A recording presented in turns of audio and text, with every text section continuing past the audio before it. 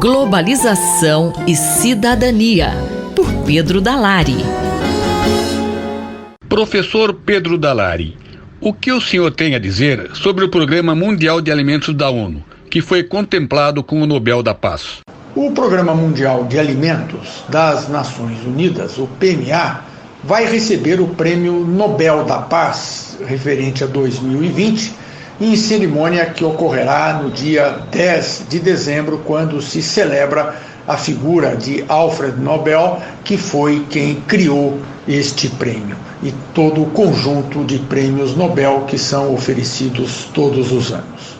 O Programa Mundial de Alimentos foi criado na década de 1960, no âmbito da Organização das Nações Unidas e da Organização das Nações Unidas para a Alimentação e a Agricultura, conhecida pela sua sigla FAO.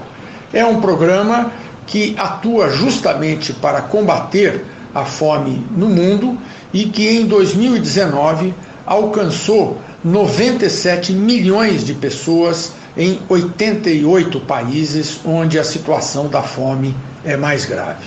Mas os dados indicados pelo próprio Programa Mundial de Alimentos mostra que esse quadro de fome no mundo ainda permanece muito grave e é mais amplo do que aquele conjunto de pessoas atendido pelo próprio programa. Segundo o PMA, 690 milhões de pessoas não dormem de estômago cheio toda noite, ou seja, passam fome, vão para a cama com fome. Nesse contexto, 135 milhões de pessoas em 55 países do mundo sofrem de insegurança alimentar grave, num quadro, inclusive, de desnutrição crônica. Qual a situação do Brasil nesse contexto, professor? No Brasil, embora o país não esteja na lista de países atendidos pelo Programa Mundial de Alimentos da ONU, o quadro é bastante grave e isto foi salientado em levantamento feito pelo Instituto Brasileiro de Geografia e Estatística, portanto um levantamento oficial, divulgado no último mês de setembro. Com base em dados de 2017 e 2018, extraídos da pesquisa de orçamento familiar, o IBGE concluiu que houve um aumento de 43% da população brasileira que teve problemas para garantir alimentos em 2017 e 2018, relativamente ao período de 5 anos anterior. Isto se deveu basicamente à crise econômica de 2015, fazendo com que, segundo ainda os dados de 2017 e 2018, 85 milhões de pessoas tenham tido algum grau de insegurança alimentar e 11 milhões desses um quadro de insegurança alimentar muito grave. É um dado que mostra que, em que pese os avanços nessa área, principalmente em função do programa Fome Zero, criado em 2003 no governo do presidente Luiz Inácio Lula da Silva, houve um retrocesso nos últimos anos, merecendo maior atenção por parte dos formuladores das políticas públicas brasileiras. Eu lembro que o combate à fome é um dos objetivos do desenvolvimento sustentável, que estabelece justamente no objetivo 2 que se chegue em 2030 a um quadro de fome zero, em que a distribuição dos alimentos no mundo seja capaz de garantir que ninguém mais passe fome. É um objetivo a ser alcançado e a ter o engajamento do Brasil e da comunidade internacional. Globalização e Cidadania, por Pedro Dalari. Ética e Política, por Renato Janine Ribeiro. Professor Janine, durante a transmissão do jogo Brasil e Peru pela TV Brasil, o narrador fez elogios ao presidente Jair Bolsonaro. Muitos analistas consideraram que o fato afronta o princípio da impessoalidade previsto na Constituição, que proíbe promoção pessoal de agente público em programas oficiais. Como o senhor analisa esse caso? Uma distinção fundamental nas democracias é entre o público e o privado. Isso significa que existe uma esfera que pertence a todos e uma esfera que é de cada um. Essa esfera que pertence a todos tem que ser preservada rigorosamente da sua violação pelos interesses privados. Então, essa esfera que pertence a todos nós chamamos de Estado e dizemos que ela pertence à sociedade. O Estado é a forma pela qual a sociedade se organiza. Espera-se que a sociedade, o Estado, tenha uma permanência duradoura. Já o indivíduo, ele passa. E na sociedade democrática nós temos a tendência a dizer que quem está no poder está sempre temporariamente. Então, trata-se de indivíduos, os governantes, que temporariamente exercem o poder. Isso significa que o poder deles não pode ser vitalício, não pode ser hereditário. O poder deles é sempre novo, sempre por um mandato determinado e que pode ser renovado ou não em eleições, sempre por eleições. Não há outra maneira de você renovar o poder numa sociedade democrática. Bem, por que eu estou falando isso? Porque o episódio em que uma transmissão de jogo da seleção brasileira foi transmitida pela TV brasileira, pela TV pública, em meio a elogios ao atual presidente da República, é uma violação dessa barreira, dessa fronteira, dessa muralha que tem que haver entre o público e o privado. Nós tivemos o quê? Tivemos algo que pertence ao Estado, que pertence a todos os brasileiros, sendo utilizado para agradecer, para fazer propaganda, na verdade, do presidente da República que está ali temporariamente, eleito, com mandato, mas temporariamente. E nossa Constituição, de 1988, diz com toda clareza: a publicidade feita pelo setor público, pelo poder, pode ser o governo federal, estadual, municipal, pode ser o executivo, o legislativo e o judiciário, nunca pode ter por meta a promoção de quem está nesses poderes. O objetivo dela é sempre informar as pessoas, informar a sociedade. Então, uma campanha de vacinação é muito importante. Informar quando vai ser realizado o Enem, quando se abrem as matrículas para as escolas, é decisivo. Mas não se pode fazer isso, por exemplo, usando o logotipo que foi utilizado durante a campanha pelo candidato tal qual que veio ser eleito. Porque aí passa do interesse público para ser um interesse privado de quem deseja obter o poder, conquistar o poder ou permanecer no poder de uma forma que não seja simplesmente a vontade popular, que não seja simplesmente o interesse da sociedade em que essa pessoa se mantenha ali. Qual o papel de uma TV estatal como a TV Brasil dentro de uma democracia? Uma TV pública não é uma coisa rara, uma TV que pertence ao Estado. As TVs europeias nasceram basicamente como TVs pertencentes ao Estado, não concessões do Estado a setores privados, como no Brasil e nos Estados Unidos, mas como propriedade do Estado e então com uma missão pública que é cuidadosamente preservada, de modo que essas TVs não podem fazer propaganda do governo. O caso típico da BBC, que é extremamente respeitada, tem alta qualidade e que sempre tem que lutar para evitar que o governo assuma controle sobre ela e a coloque fazendo sua agenda. No Brasil, as TVs públicas são basicamente as TVs culturais e educativas, a que se somam as TVs e rádios pertencentes às universidades, como a própria Rádio USP, em que estamos falando. O objetivo dessas emissoras é transmitir coisas de interesse social e, sendo educativas e culturais, de interesse na formação das pessoas. Então, são TVs que têm uma missão importante. Não é apenas transmitir informações, noticiários, é fazer que a informação vire conhecimento, vire formação, seja elaborada. Evidentemente, havendo espaço para discussão de opiniões diferentes, mas lembremos que a educação não é um espaço em que qualquer opinião pode ser veiculada. Por exemplo, dizer que a Lua é feita de queijo ou que o Sol gira em torno da Terra, não tem valor científico nenhum, não tem cabimento, então, numa TV educativa ou cultural. Então, esse é o papel da TV pública. Não é o papel de fazer propaganda, não pode ser o papel de transmitir algo que favoreça um lado político ou outro. Ao se fazer isso, sempre se sai da missão que tem que ser preservada de fazer o melhor para a sociedade. O professor Renato Janine Ribeiro conversou comigo, Valéria Dias, para a Rádio USP. Ética e Política, por Renato Janine Ribeiro. Reflexão Econômica, por Luciano Nakabashi. Professor, qual a perspectiva para o processo de retomada econômica nesse último trimestre? Quando a gente olha a retomada da economia brasileira, a gente teve uma queda muito forte do PIB em março, abril, e a partir de maio a gente já começou a ver um processo de recuperação que foi relativamente forte. principalmente em junho, julho e agosto. E setembro também existem vários indicadores disponíveis que essa retomada se manteve e provavelmente em outubro até o final do ano. A economia teve uma queda muito grande do PIB no primeiro trimestre, mas a gente espera que a queda ao longo do ano, no ano inteiro, em relação a 2019, seja em torno de 5%, talvez um pouco menos. Vai depender muito, né, desse processo de retomada. Então a gente já tem esse cenário, né, onde o Brasil tem apresentado uma retomada. Os setores, né, com a abertura, relaxamento aí do distanciamento social, a doença está mais controlada, né, as pessoas estão mais à vontade. Então a gente já tem esse processo meio que não tem muito o que mudar em 2020. A gente já tem aí, vai ter uma queda do PIB de 4, 5%, mas a gente vem presenciando um processo de retomada que deve acontecer até o final do ano. E para 2021, como fica essa perspectiva? Para 2021, a incerteza tem ficado maior, justamente pela questão fiscal. A gente percebeu isso nas últimas semanas em relação à queda da Bolsa de Valores, o aumento do preço do dólar em relação ao real e da curva de juros futuro. Então, isso claramente indica, né, esses elementos indicam esse aumento da incerteza na economia brasileira.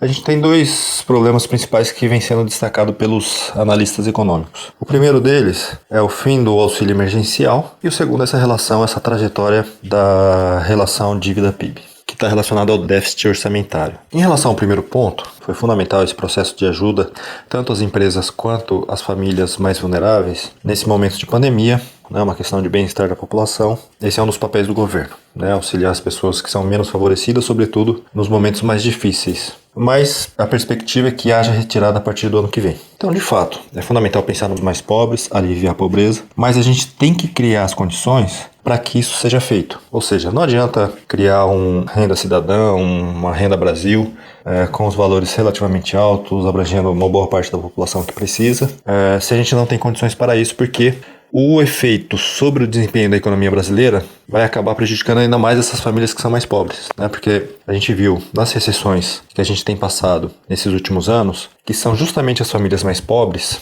os informais, que sofrem mais nesse momento de crise.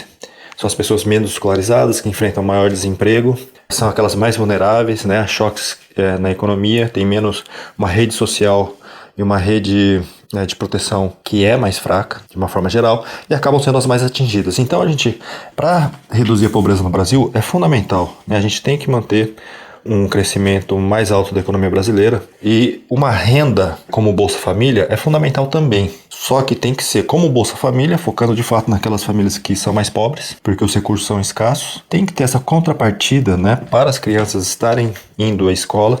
Então uma política fundamental é que essas escolas estejam mais preparadas, em termos de estar preparando essa pessoa para os desafios do mercado de trabalho e da vida de uma forma geral. Mas, né, só dar dinheiro agora prejudicando o fiscal vai acabar sendo pior ainda para as famílias que são mais pobres, né? Vai ser melhor no curto prazo, mas vai ser pior no longo. Ou seja, o principal elemento em 2021 é de fato estar controlando o crescimento da dívida em relação ao PIB. Uma das maneiras é manter o teto dos gastos e fazer as reformas para que isso seja possível, além de 2021. Ou seja, uma boa parte dos gastos no Brasil, eles são vinculados, 90% mais ou menos. Então a margem de redução de gastos é muito pequena, até para que mais gastos sejam feitos com o auxílio dessas famílias que são menos favorecidas. Então a gente precisa fazer, é urgente, né, fazer uma reforma onde esses gastos, uma parte seja desvinculado para dar mais flexibilidade para corte de gastos e remanejamento para áreas que são mais prioritárias, uma reforma administrativa, né, uma reforma tributária. Então não tem como fugir dessa agenda de reforma para de fato ter uma expectativa melhor de crescimento em 2021 e também para que essas famílias que são mais pobres sejam beneficiadas. Quando a gente olha os anos 2000, a redução de pobreza, que foi muito grande, foi significativa no Brasil, ocorreu muito mais via mercado de trabalho, via criação de empregos e aumento de salário, do que via Bolsa Família. Então a gente precisa resgatar um crescimento econômico e a partir do crescimento econômico fica mais fácil lidar com todos os problemas que nós temos que resolver. O professor Luciano Nakabashi, da FEUSP Ribeirão, conversou com Gabriel Soares para a Rádio USP. Reflexão Econômica, por Luciano Nakabashi. Na cultura, o centro está em toda parte, por Martin Grossman. Professor, como o senhor vê a fragilidade desse momento social e político? Leila e ouvintes da Rádio USP, fragilizados estamos todos. devido principalmente a essa dupla terrível que é a pandemia e o pandemônio. Eleições norte-americanas, governos totalitários, enfim. E para piorar ainda mais esse quadro, a Netflix lançou aí um docudrama recentemente denominado de O Dilema das Redes. Eu não vou me deter muito na descrição desse documentário, né, que aqueles que têm acesso à Netflix podem assistir, mas recomendo fortemente que vocês escutem a coluna do meu colega Guilherme Wisnik, da semana passada, do dia 15 de outubro, onde ele discorre sobre isso. Guilherme tem toda a razão ao descrever que a breve história da internet é formada por ciclos que oscilam entre a utopia e a distopia. Vivemos na distopia, isso não há dúvidas. E o que o documentário nos mostra é como estamos sujeitos, não mais ao que o Foucault dizia de uma biopolítica, que é um controle externo à população, aos indivíduos, né? Mas é um controle que se faz de dentro do sistema. E esse sistema é gestado claramente pelas redes. E então se trata de um psicopoder, né? Um poder que manipula não mais então os movimentos, as estruturas, mas manipula diretamente a mente e o comportamento humano. E isso que é desesperador, não é?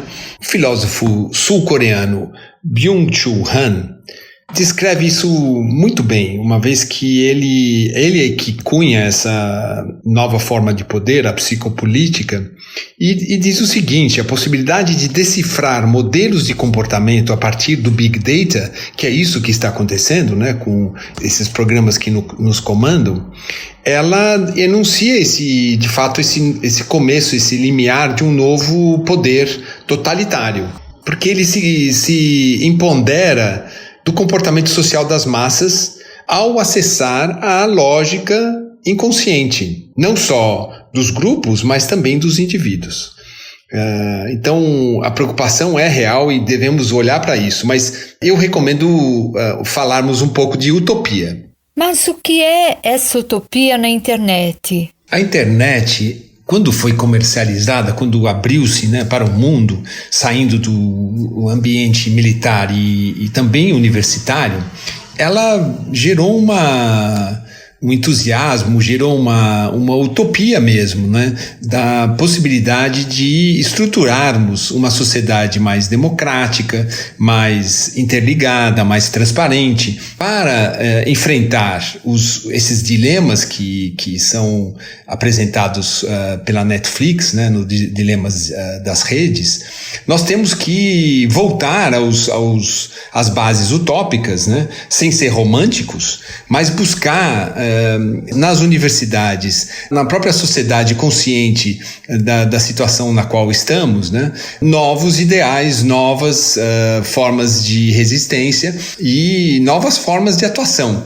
utilizando sim as redes e fazendo com que essas grandes corporações que nos comandam, seja o Google, seja a Amazon, etc., tenham de fato uma relação com as políticas, seja de governo, mas principalmente as políticas de Estado e, mais uma vez, pensando o planeta. O professor Martin Grossman conversou comigo, Leila Kiyomura, para a Rádio USP.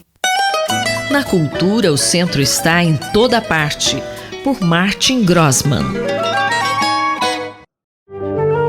Fique de olho, por Eduardo Rocha. Professor, outubro comemora-se o Dia Mundial da Visão e também o Dia do Professor e o Dia do Médico. É possível unir a importância dessas três datas tão relevantes? Como eu já disse antes aqui, professores e professores na área de medicina têm características peculiares, marcam seus alunos e têm uma grande importância, uma vez que o seu comportamento frente a pacientes, a sua ética, a sua maneira de adquirir conhecimentos e a humildade diante das limitações acabam funcionando como espelho, modelo para muitos indivíduos que dessa forma multiplicam profissão médica espalham por todas as regiões e os rincões mais distantes. Diferente de um profissional que trabalha lado a lado, prestando seu serviço, o professor, de maneira geral, multiplica o seu saber, a sua motivação e a sua maneira de agir, uma vez ensina e ensina também pelo exemplo. Foi assim como, por exemplo, alguns dos professores de Arthur Conan Doyle, um médico, oftalmologista e autor do clássico personagem detetive Sherlock Holmes, que em muitas das características dos seus personagens, principalmente o Dr. Watson, se espelhou em professores que teve na faculdade no Reino Unido. O mês de outubro comemora o Dia do Médico e Dia do Professor. E foi com bastante alegria que pudemos ver, ainda que remotamente, a palestra do professor Mário Saad, titular de Medicina Interna da Unicamp, tratando de um tema clássico, o diabetes, e de um remédio antiquíssimo, a metformina, onde ele demonstra que novos e novos mecanismos de ação, antes desconhecidos, estão sendo elucidados através de pesquisas. E assim, como o professor Mário Saad bem lembrou, algumas manifestações que os pacientes relatavam usando a metformina para tratar o diabetes, essa droga que foi desenvolvida na Argentina já há quase um século, tinha nessas manifestações um indício de que mecanismos de ação para o controle da glicemia estavam atuando, mas, de início, poucos foram que se atentaram para fazer essa relação entre o relato do paciente e essa valiosa informação científica. E a saúde visual? Médicos aprendem a cuidar dela? Outubro, também, na sua segunda quinta-feira, é recomendado pela Organização Mundial da Saúde como data para comemorar a importância da visão e da saúde visual. Nada mais justo do que integrar nesse mês e estar junto de tão valiosas datas, como o Dia do Professor e Dia do Médico. Graças a grandes professores médicos, tivemos o privilégio, oftalmologistas e não oftalmologistas, a propriedade de aprender a cuidar também da saúde visual dos nossos pacientes. Uma homenagem aqui ao Dr. Almiro Pinto Azeredo, pioneiro, um dos últimos professores da primeira leva a serem trazidos a Ribeirão Preto para a fundação da Faculdade de Medicina e um pioneiro na visão, saúde ocular e no ensinamento da oftalmologia. E também registrar uma homenagem ao grande professor Newton Cara José, titular da Unicamp, titular da Universidade de São Paulo, que foi também professor em Jundiaí, portanto, de 3 grandes escolas médicas, e que, ao longo de sua trajetória, e ainda praticante, talvez por quase 5 décadas de atividade ininterrupta, ensinou a incontáveis alunos de medicina, especializandos, residentes, pós-graduandos, mais do que a importância de tratar e curar os pacientes que procuram um médico, mas que saúde ocular é um item de qualidade de uma comunidade sadia e que médico, oftalmologista ou não, deve estar ciente dos cuidados, da assistência e das necessidades também da saúde visual da população. Ele deixou como marca a importância do estudo contínuo, da humildade frente ao paciente e de que todos nós continuamos sempre aprendendo, sejamos médicos, professores e indivíduos preocupados com a saúde ocular da população, tanto quanto da de cada indivíduo que nos procura. Assim, outubro vem trazendo as primeiras chuvas e celebra a saúde ocular, o Dia do Professor e o Dia do Médico. Acabamos de ouvir o professor Eduardo Rocha, da Faculdade de Medicina da USP em Ribeirão Preto. Rosimeire Talamone para a Rádio USP. Fique de olho, por Eduardo Rocha.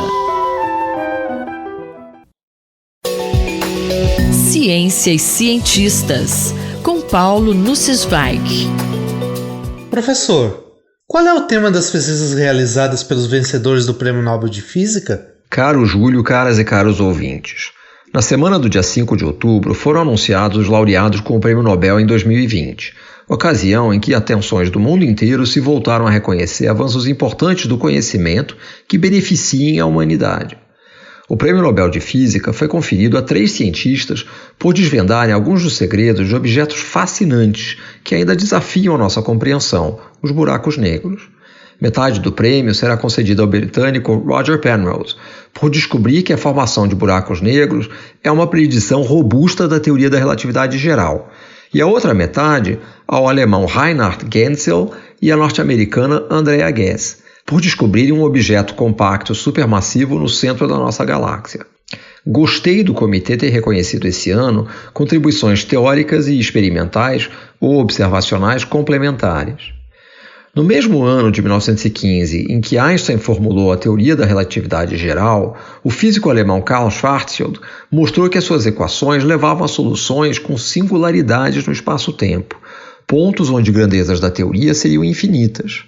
Objetos supermassivos e superdensos levariam a regiões de onde nem a luz conseguiria escapar.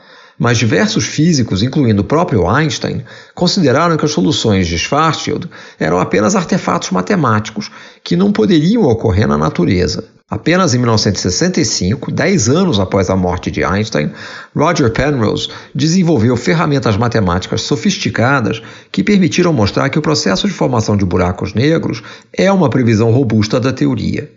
Muitos consideram essa a mais importante contribuição à teoria da relatividade geral desde os trabalhos de Einstein. Penrose ainda deu várias contribuições ao assunto, algumas em colaboração com Stephen Hawking, que estudou a termodinâmica de buracos negros, prevendo a emissão da radiação que leva o seu nome. Parte da motivação de Penrose veio da descoberta dos quasares, no início dos anos 60, objetos extremamente brilhantes que emitem intensidade de luz equivalente a de centenas de galáxias. Para emitirem energias tão grandes, a única forma concebível era que matéria estivesse sendo tragada por um objeto supermassivo. No início dos anos 1990, havia farta evidência de buracos negros no centro das galáxias. Havia enormes desafios técnicos para realizar observações do centro da nossa galáxia. A Via Láctea é uma galáxia em espiral contida num plano. Para observar o centro da galáxia a partir da Terra, é preciso corrigir inúmeras distorções nas imagens, devidas a estrelas e nuvens de gás na nossa linha divisada, além da atmosfera. Com sofisticadas tecnologias de ótica adaptativa, em que espelhos têm partes móveis controladas em tempo real, foi possível corrigir essas distorções e obter imagens do centro da galáxia. Com muita paciência, os grupos liderados por Genzel e por Ghez, colhendo dados ao longo de décadas, conseguiram mapear o movimento de estrelas e mostrar que há um objeto supermassivo no centro da Via Láctea. Você achou a premiação desse ano inspiradora? Sim, achei a premiação inspiradora sob vários aspectos. O reconhecimento de um pesquisador teórico muito influente, aos 89 anos, é muito justo. A outra metade do prêmio ser destinada à observação de um buraco negro no centro da nossa galáxia também valoriza o trabalho paciente, determinado e cuidadoso, de longo prazo, dos tenazes pesquisadores observacionais. A premiação de 3 cientistas de idades bem diferentes também é significativa. Penrose tem 89 anos, Genzel tem 68 e Andrea Ghez tem 55. Ela nasceu no ano em que Penrose mostrou que buracos negros deveriam ser observados na natureza. Finalmente, é salutar que o Comitê Nobel reconheça novamente uma mulher, apenas a 4ª a receber o prêmio de física. Na história, muitas mulheres foram injustamente ignoradas. Há várias físicas admiráveis que merecem esse reconhecimento. Essa é uma das melhores formas de inspirar outras jovens, como os dizeres de uma camiseta que vi. Por que meninas deveriam se contentar com sonhos de se tornarem princesas, se na realidade elas podem ter emocionantes vidas como cientistas? Paulo Nussensweig falou comigo, Júlio Bernardes para a Rádio USP. Ciência e cientistas, com Paulo Nussensweig.